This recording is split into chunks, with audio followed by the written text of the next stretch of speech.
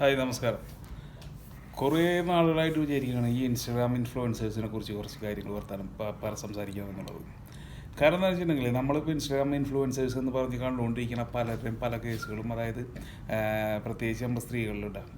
നമ്മൾ ഇൻഫ്ലുവൻസേഴ്സ് എന്ന് പറഞ്ഞിട്ട് ഈ സബ്സ്ക്രിപ്ഷനൊക്കെ ഓപ്പൺ ആയ പിന്നെ നമുക്ക് കാണാൻ പറ്റാവുന്നതാണ്. പല പല സ്ത്രീകളും ഈ പറഞ്ഞ മാതിരി ലൈവിലായി കഴിഞ്ഞാലും അല്ലെങ്കിൽ ഈ സബ്സ്ക്രിപ്ഷൻ ഓപ്പൺ ആക്കി കഴിഞ്ഞാൽ സബ്സ്ക്രൈബേഴ്സിന് മാത്രം സ്പെഷ്യൽ ഷോ അത് ഇതെന്നൊക്കെ പറഞ്ഞിട്ട് പല വിധത്തിലും ഉള്ള വീഡിയോസ്, അത് ഞാൻ അവർക്ക് അറിയാണ്ടാണോ അല്ലെങ്കിൽ ഭാവിയിൽ ഇതെല്ലാം നമ്മളെ തന്നെ തിരിഞ്ഞു കൊടുത്തുമെന്നുള്ള ബോധം ഇല്ലാന്നിട്ടാണോ, അതല്ല എന്നുണ്ടെങ്കിൽ നമുക്കിപ്പോൾ കാശ് കിട്ടുന്നുള്ളതിനുള്ള ആ കാശിനോടുള്ള കണ്ണ് മഞ്ഞളിച്ചിട്ടാണോ എന്താണെന്നുള്ള അറിയില്ല. കാരണം എന്ന് വെച്ചിട്ടുണ്ടെങ്കിൽ നമ്മൾ ഒരു ഒരു വീഡിയോ നമ്മൾ റെക്കോർഡ് ചെയ്ത് കഴിഞ്ഞാൽ ആ വീഡിയോ എന്താ പറയുക, ചിലപ്പോൾ അയാൾ അവസാനിച്ചാലും വീഡിയോ അവിടെ തന്നെ ഉണ്ടായിരിക്കും. ഇപ്പോഴും നമ്മൾ കാണുന്നില്ല പണ്ടത്തെ പല സിനിമാടന്മാരെ നമ്മളിപ്പോഴും ജീവിച്ചിരിക്കുന്നത്, അല്ലെങ്കിൽ ഇപ്പോൾ മരിച്ചുപോയ പലരും നമ്മൾ മരിച്ചു പോയി തന്നെ അറിഞ്ഞിട്ടുണ്ടായിരിക്കില്ല. പല വീഡിയോസിലും നമ്മൾ അവരെ റിപ്പീറ്റ് ചെയ്ത് കണ്ടുകൊണ്ടിരിക്കണം. ചിലപ്പോഴായിരിക്കും അവരുടെ ഡെത്ത് ഡേറ്റ് ഒക്കെ കാണുമ്പോഴായിരിക്കും ഇയാൾ മരിച്ചു എന്നൊക്കെ വിചാരിക്കുന്നത്. അപ്പോൾ അതേപോലെ ഈ വീഡിയോസ് ഇങ്ങനെ കറങ്ങിക്കൊണ്ടിരിക്കും.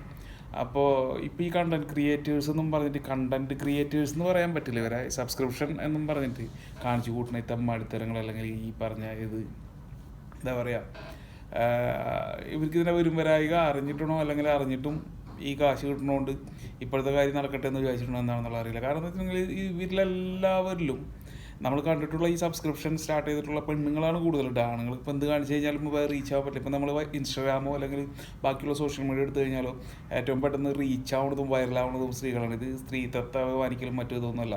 കാരണം വെച്ചാൽ നമ്മൾ കണ്ടുകൊണ്ടിരിക്കുന്നത് അതാണ്. അതെങ്ങനെയാണ് സബ്സ്ക്രിപ്ഷൻ നിങ്ങൾക്ക് നോക്കിക്കഴിഞ്ഞാൽ കണ്ടു കഴിഞ്ഞാൽ നമുക്ക് പറയാൻ പറ്റും. കാരണം എന്താ വെച്ചാൽ നമ്മളൊരു ഇൻസ്റ്റാഗ്രാം തുറന്നു കഴിഞ്ഞാൽ, അല്ലെങ്കിൽ ഒരു ഇൻസ്റ്റാഗ്രാമോ അല്ലെങ്കിൽ ഫേസ്ബുക്കോ അല്ലെങ്കിൽ മറ്റുള്ള സോഷ്യൽ മീഡിയ പ്ലാറ്റ്ഫോമിൽ നമ്മൾ പോയി കഴിഞ്ഞാൽ ഒരു വീഡിയോ റീച്ച് ആവുന്നത് എങ്ങനെയാണെന്നുള്ളത് നമുക്ക് കണ്ടിരിക്കും. ഒന്ന് ബെസ്റ്റ് കണ്ടന്റ് ആയിരിക്കണം, അല്ലെങ്കിൽ ബെസ്റ്റ് കോമഡി ആയിരിക്കണം. കൊമേഡിയൻ, അതായത് നന്നായിട്ട് അഭിനയിക്കാൻ അറിയുന്ന ഒരാളാണെങ്കിൽ ഓട്ടോമാറ്റിക്കലി നമുക്കത് റീച്ചായി കിട്ടും. അതല്ല എന്നുണ്ടെങ്കിൽ നമുക്കറിയാം അതെങ്ങനെയാണ് റീച്ച് ആവണം എന്നുള്ളത്, എങ്ങനെയാണ് ആൾക്കാർ കാണുന്നുള്ളത്. ഓട്ടോമാറ്റിക്കലി അത് അങ്ങനെ കയറിപ്പോവും. ഇതിപ്പോൾ നമ്മളെ നാട്ടുകാരോ അല്ലെങ്കിൽ നമ്മളെ വീട്ടുകാരോ അല്ലെങ്കിൽ 10 പേരോ 20 പേരോ ഒന്നുമല്ലല്ലോ, വേൾഡ് വൈഡാണ് കാണുന്നത്. ഇന്ത്യ, കേരളം അല്ലെങ്കിൽ അങ്ങനെ ഒന്നുമല്ല കാണുന്നത്. ഇത് വേൾഡ് വൈഡായിട്ടാണ് ഈ സാധനം നമ്മളങ്ങൾ തുറന്നു വിട്ടുണ്ടെന്നുള്ള ബോധം ഇതുവരെ ഈ പറഞ്ഞ ആൾക്കാർക്കാർക്കും ഇല്ല എന്ന് തോന്നുന്നു. കാരണം ഇത് റീച്ച് കിട്ടി അല്ലെങ്കിൽ ഇതേപോലെ വരുമാനം കണ്ടു തുടങ്ങിക്കഴിഞ്ഞാൽ പിന്നെ നമ്മൾ ഭാവി എന്താണ് അല്ലെങ്കിൽ എങ്ങനെയായിരിക്കും നമുക്കിത് എഫക്റ്റ് ചെയ്യാന്നുള്ള ചിന്ത ഒന്നുമില്ല. ഇപ്പോൾ പല സിനിമാടികളുണ്ട്. ഇപ്പോൾ ഈ പറഞ്ഞ മാതിരി തന്നെ നമ്മൾ ഈ പല എന്താ പറയുക, ഈ അഡൾട്ട് കണ്ടന്റുള്ള സിനിമകളിലൊക്കെ അഭിനയിക്കുന്ന പല നടിമാരെ നമ്മൾ കണ്ടിട്ടുള്ളതാണ്. അവരൊക്കെ ഒരു കാലഘട്ടം വരെ കത്തി നിന്ന് കഴിഞ്ഞാൽ പിന്നെ അങ്ങോട്ട് അവരെ ആർക്കും വേണ്ടാണ്ട് എന്താ പറയുക വലിച്ചെറിയപ്പെടുകയാണ് ചെയ്യണത്. പിന്നെ അവരെന്തായി ഏതായി നമുക്ക് അന്വേഷിച്ചാൽ അറിയാൻ പറ്റും. ആർക്കും വേണ്ടാണ്ടോ അല്ലെങ്കിൽ വേറെ എന്തെങ്കിലും പ്രശ്നങ്ങളിൽ പെട്ടോ ഒക്കെ ജീവിതം ഒന്നില്ലെങ്കിൽ സ്വയം തീർക്കുക അല്ലെങ്കിൽ അതേപോലെ ഒരുക്കി തീരൊക്കെ ചെയ്തിട്ടുള്ളതാണ്. അതേ അവസരം ഈ പറഞ്ഞ ഈ കണ്ടന്റ് ക്രിയേറ്റേഴ്സും അല്ലെങ്കിൽ ഈ സബ്സ്ക്രിപ്ഷൻ ഓൺ ചെയ്തിട്ടുള്ളവർക്കും വരാൻ പോണ്. ഭാവിയിൽ അവർക്ക് മക്കളുണ്ട് അല്ലെങ്കിൽ ബന്ധുക്കളുണ്ട്, ഈ വക ചിന്തകളൊന്നുമില്ല. അത് നമ്മളിപ്പോൾ പറഞ്ഞില്ല, നമ്മൾ സാധാ നമ്മളെ എന്താ പറയുക ആ ഒരു നമുക്ക് സഭ്യമായിട്ടുള്ള ഡ്രസ്സിങ്ങും കാര്യങ്ങളും ഒക്കെ ഇട്ടിട്ട് ചെയ്യുന്നത്, അല്ലെങ്കിൽ നമുക്ക് മീൻസ് ലോകത്തിന് അത് എല്ലാം പേഴ്സണലി അവരുടെ ഇഷ്ടങ്ങളാണ്, എല്ലാ കാര്യങ്ങളും ഒക്കെ തന്നെയാണ്. പക്ഷെ എന്നിരുന്നാൽ കൂടിയിട്ട് പലതും നമ്മളിപ്പോൾ കണ്ടുകൊണ്ടിരിക്കുന്നത് ഈ പറഞ്ഞ മാതിരി തന്നെ എന്താ പറയുക അതിർവരമ്പുകൾ ലംഘിച്ചുകൊണ്ടുള്ള പരിപാടികളാണ്.